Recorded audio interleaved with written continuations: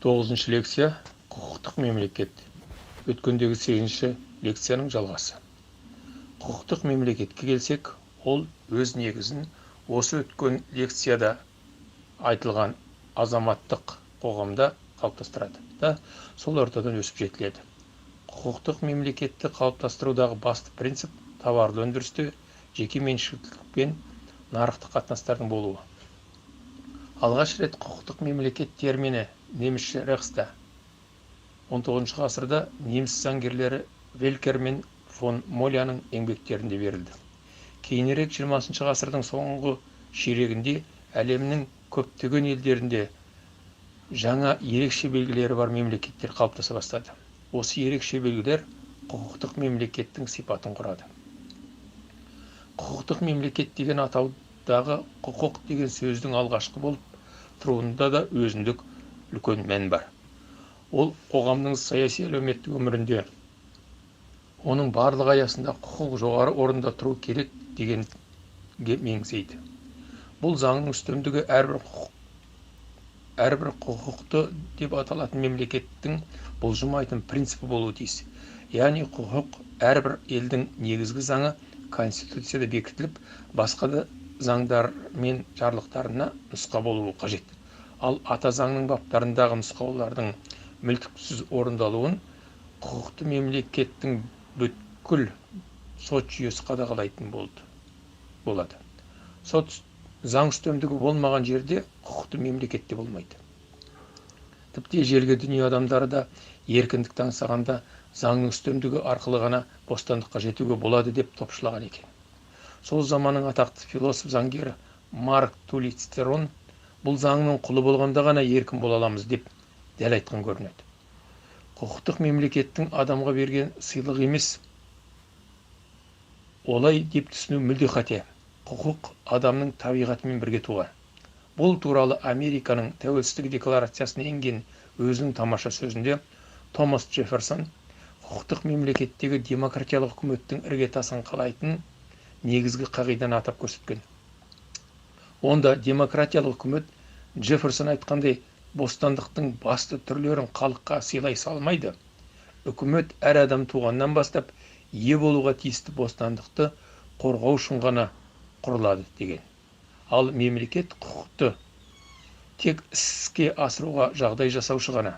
1948 жылғы халықаралық дәрежедегі қабылданған адам құқықтарының жалпыға ортақ декларациясында барлық адамдар жаратылысынан азат, бойындағы қасиеттері мен құқықтар тең болу туады деп бірінші бапта көрсетіліп жарияланған.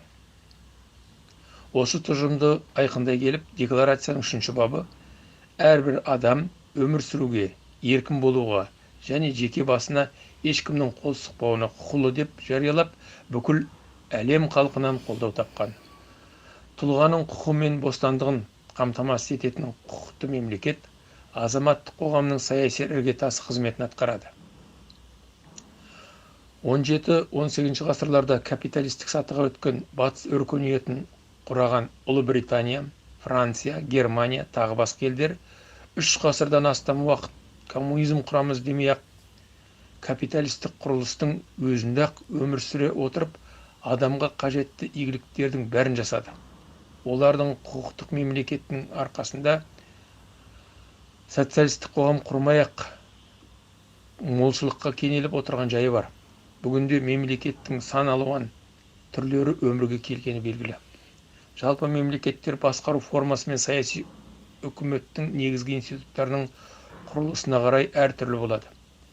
Қазіргі өркениетті елдердің көбі азаматтық қоғам арқылы құқықтық мемлекет дәрежесіне жеткен жайлары бар.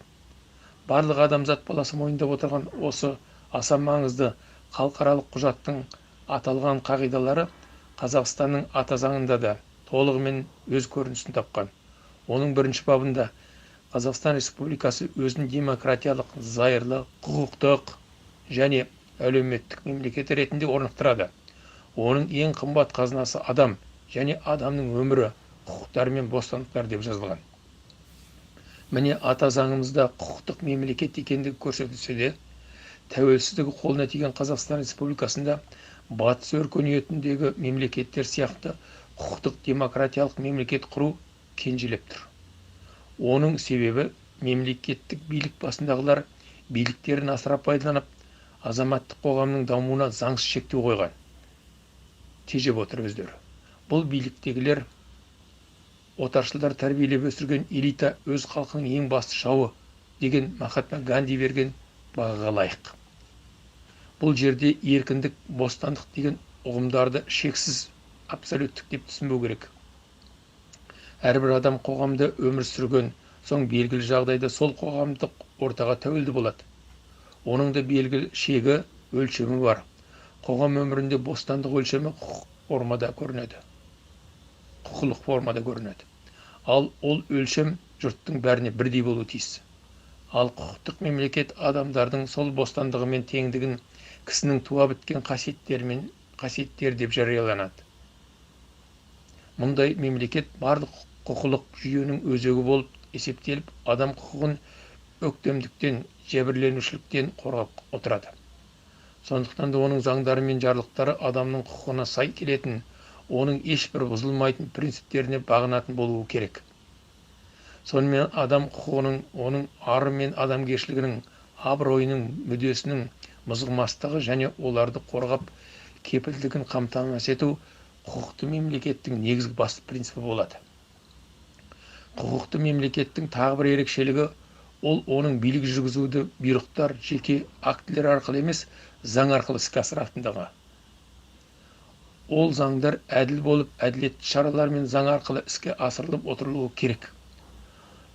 Осы мақсатта үкімет билігін бөліп дербес жүргізу принципі әрекет етуі тиіс. Ол принцип бойынша үкімет билігінің 3 тармағы мемлекеттің заң шығару, атқару және сот билігін жүргізу органдары құрылып, дербес жұмыс істеуі тиіс.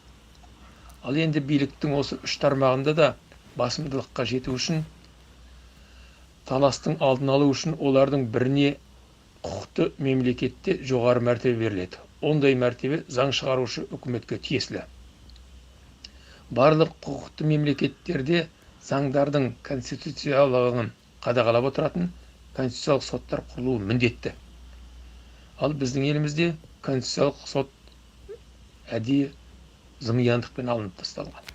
Сөйтіп, құқықтық мемлекет болу үшін бірінші, халықтың саяси тәуелсіздігін, мемлекеттің егемендігі қажет. Екінші, оның пайда болатын негізі, яғни алғышарты болып табылатын азаматтық қоғам атына сай жан-жақты жетілген болуы керек. Үшінші, барлық азаматтардың құқықтық теңдігі, мемлекет заңдары адам құқығының жоғары тұруын қамтамасыз етуі қажет. Тарих ғылымдарының докторы профессор Есенғазықұлы.